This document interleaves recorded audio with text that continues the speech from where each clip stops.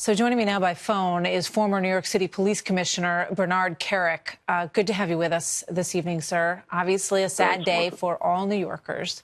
We've been down this road before, and now it has revisited our great city. Yeah, listen, the unfortunate thing is nobody should be surprised by this.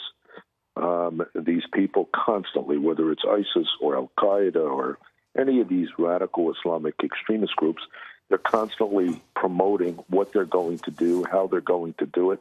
It's in their actual training manuals. If you can't get your hands on explosives or you can't get your hands on firearms, use knives, use vehicles. The bigger the vehicle, the more damage you cause. This is right out of their training stuff. So we have to realize we don't have any specific threats in this country, but ISIS and Al-Qaeda and radical Islam is a very credible threat to the United States, and anybody that thinks it can happen here or it's not going to happen in the future, you're either naive or you're a moron, because it's here to stay. Yeah. I think everybody who's witnessed the horrible attacks that we've seen in Europe of this nature, and we've certainly had the Boston Marathon killing, we've had other, the Pulse nightclub, too many attacks in this country. This kind of attack, where someone, all they need to do is rent a car and use it as a weapon, essentially. It's eerie, and it's incredibly simple. You and Tony were talking, and you were talking about John Miller and how they've gone to the individual rental agencies around the tri-state area, trying to get people to understand what to look for. The unfortunate thing is, as Tony said, we can be the best we can be, but you only need one to slip through the cracks, and that's, I think, what happened here.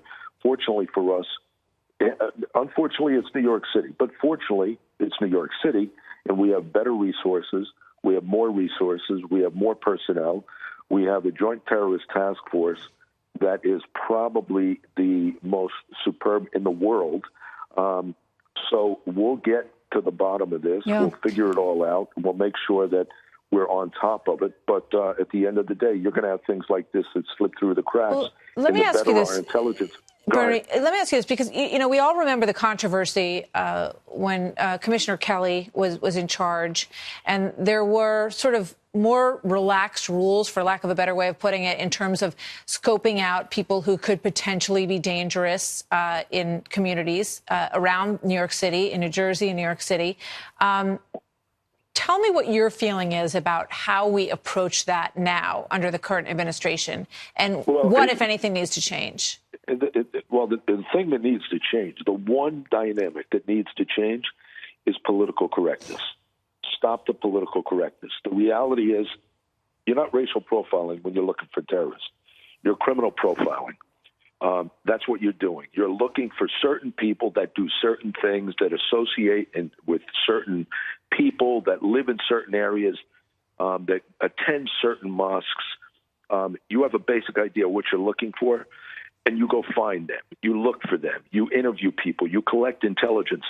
The people on the left. And are we hamstrung in this area in New York right now? We are, because people are afraid to admit that there's a real problem. The bottom line is, people are out there. I got to tell you, when I watched Mayor de Blasio stand up there, and I know obviously this is a difficult moment for anyone in leadership, but when I hear, they're trying to break our spirit, they're trying to, we're strong New Yorkers, and, we're going to go on, and all of that, which is all true.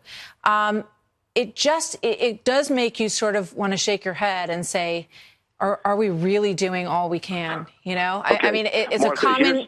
I feel like these sort of moments of solace and these comfort words and phrases that are heard all around the world are sounding a little hackneyed in many ways.